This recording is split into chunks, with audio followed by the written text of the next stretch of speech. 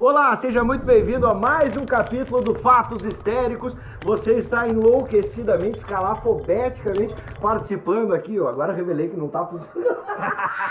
É tipo internet? Vai funcionar. Você bota o recado lá, ele vai ser perpetuado na web. Você entra lá, curte a nossa fanpage. Você também manda perguntas, pode ser pelo YouTube, pela fanpage. A gente dá uma olhada no canal e vê os questionamentos ou até mesmo as afrontas, né, dos seus ignorantes. Estão falando um monte de bobagem, groselha, falácia. Meu pai esteve lá e coisas do tipo. Meu avô lutou na guerra. E sabe, seu avô que teu avô era bombeiro, rapaz. Guerra. Não tem coisa nenhuma. Nós estamos embasados por outros loroteiros e groselheiros que estão escrevendo livros a respeito.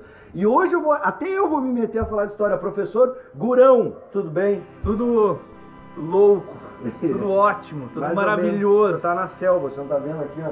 Tem banana. Cara, eu odeio selva. Cobras. Me convida pra ir Você não gostava? ver a missa do galo, mas não me convida pra ir acampar.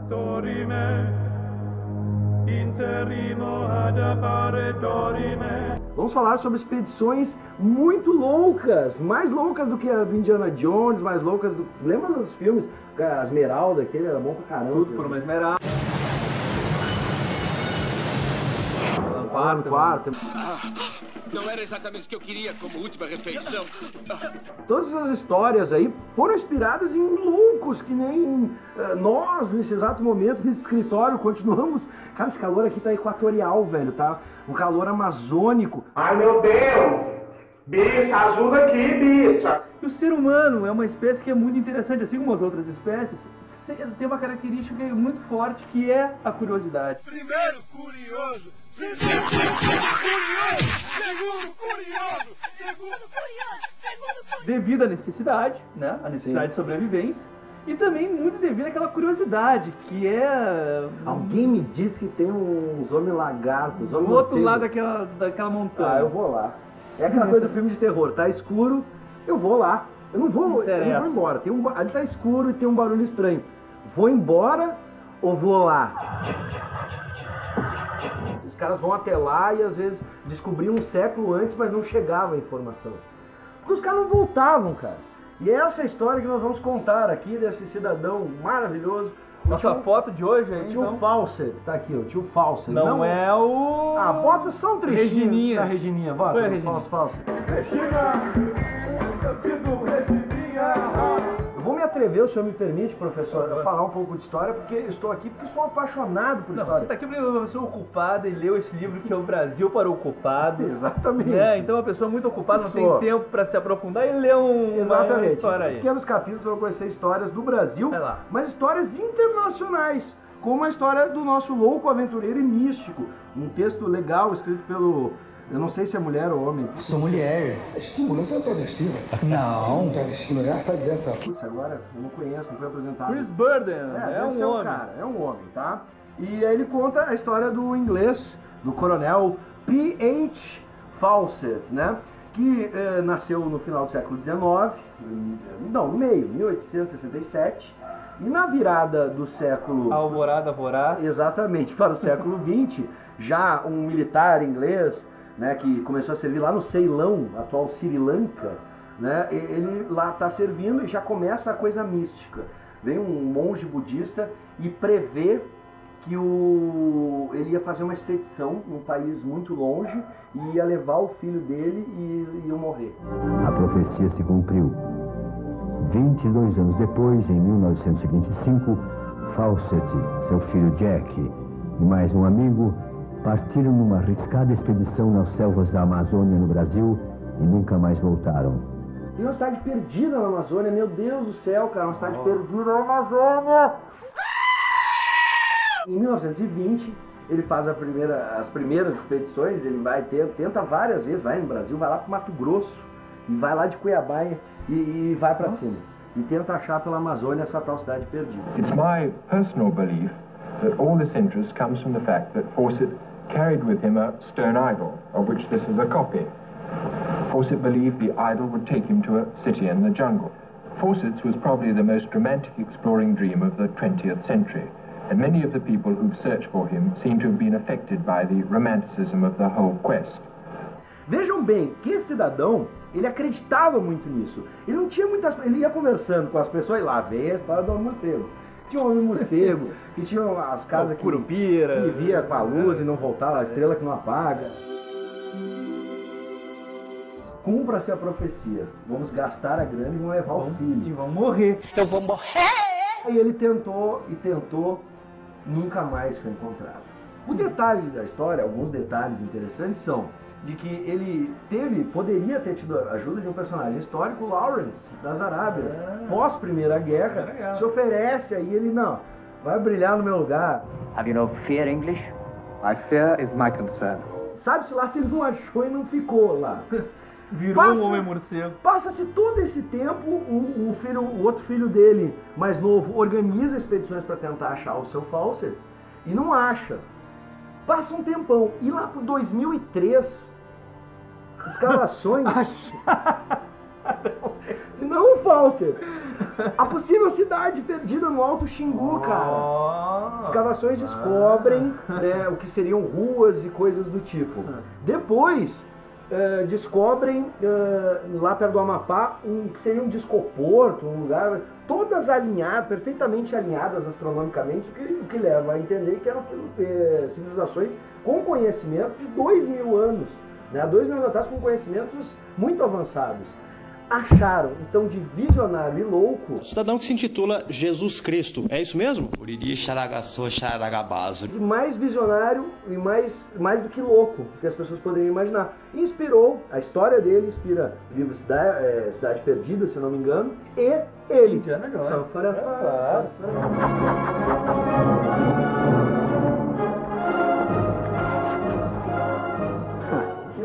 O que eu acho legal dessas expedições, cara, é que elas sempre tem alguma coisa mística em volta. Tu falou antes ali do budista, que leu a mão, tinha uma profecia. Vocês irão para as profundezas do inferno agora! Essa nossa próxima expedição, ela é muito mística também. Você confiaria 100 mil reais a esse cidadão para fazer uma expedição mística? Olha, confiaram muito mais do que isso. E posso te dizer que quem confiou se deu bem e mal, por causa do misticismo ainda. Tá, vamos ver. Olha só, envolve o povo mais místico do planeta que já existiu, que são os egípcios. Né? Aos 9 anos ele assumiu o trono e recebeu uma esposa.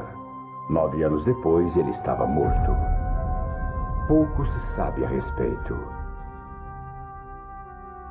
Deixando apenas o invólucro de sua vida, ele sofreu um destino muito pior do que a morte: o esquecimento. 3.000 anos depois, só um punhado de homens sabia o seu nome: Tutankhamon. A tumba dele, encontrada por esse senhor aqui chamado Howard Carter, foi a tumba encontrada assim, mais intacta de todos os tempos, né? Com todos os tesouros ainda preservados, né? Então, assim, foi uma expedição que envolveu muito dinheiro. Imagina só, ele começou essa expedição sendo financiado por um lord inglês, Lord Carnarvon, né, o nome de um nobre. E ele explorou o Vale dos Reis, que é uma região onde estão lá várias tumbas estão enterradas. Tá parecendo um samba-enredo. Vale do Carnarvon. Carnarvon. E as e os reis egípcios.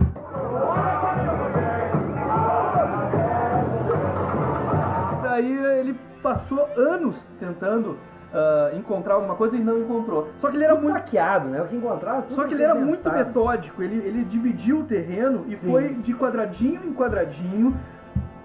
Chegou a hora que só faltou o último quadradinho. Tá lá. Logo antes do Natal de 1921, Carnarvon mandou chamar Carter aqui no castelo Highclere para dizer a ele que não poderia mais sustentar o que, aparentemente, era um projeto inútil. Carter explicou que faltava pouco a fazer e implorou por mais uma temporada. E Carnarvon concordou, mas deixou absolutamente claro de que esta seria a última temporada. Que levaram a câmara do Tutankhamon. Ninguém tinha violado a tumba. Queimou numa rosquinha, ai que delícia. Existiam saqueadores, só que os saqueadores eram de 3 mil anos atrás. Sim. Mas não levaram tudo. Não, eles não conseguiram entrar numa parte, sim, mas algumas coisas eles conseguiram entrar. Sim. Mas os saqueadores eram também da mesma época do Tutankhamon. Que geralmente os caras que faziam... morria e viu outro.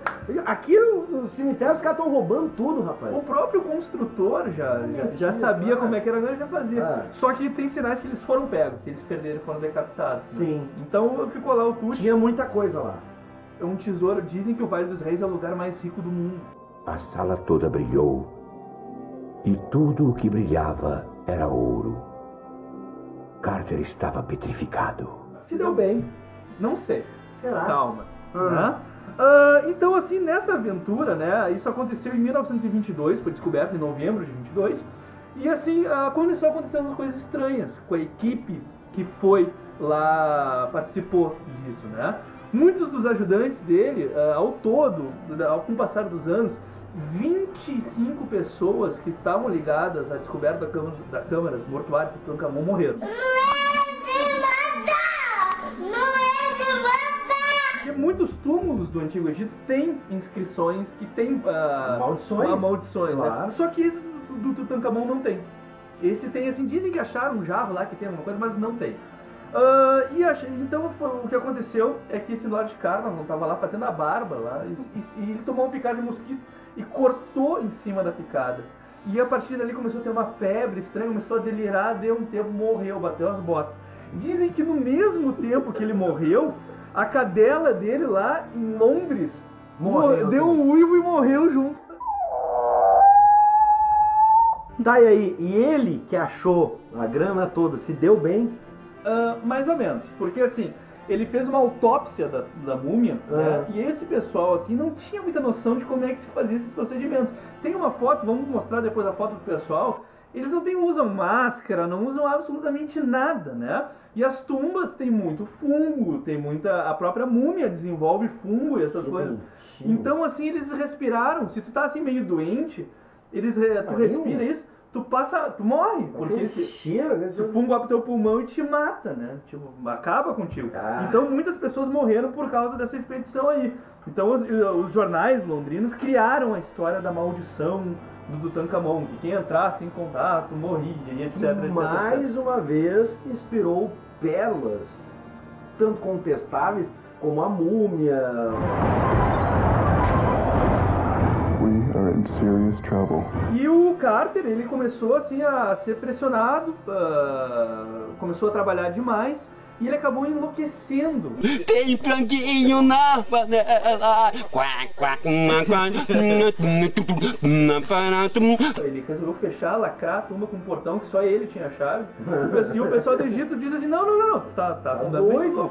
Pegaram ele e mandaram ele pra fora. Ele ficou 1 ano fora do Egito. Na volta, ele teve que renegar os tesouros. Ele podia só catalogar, mas ele teve que renegar a descoberta por causa que os egípcios Vamos resumir, então. Pra ele. Ele teve todo o dinheiro do mundo e acabou sem nada, louco, varrido.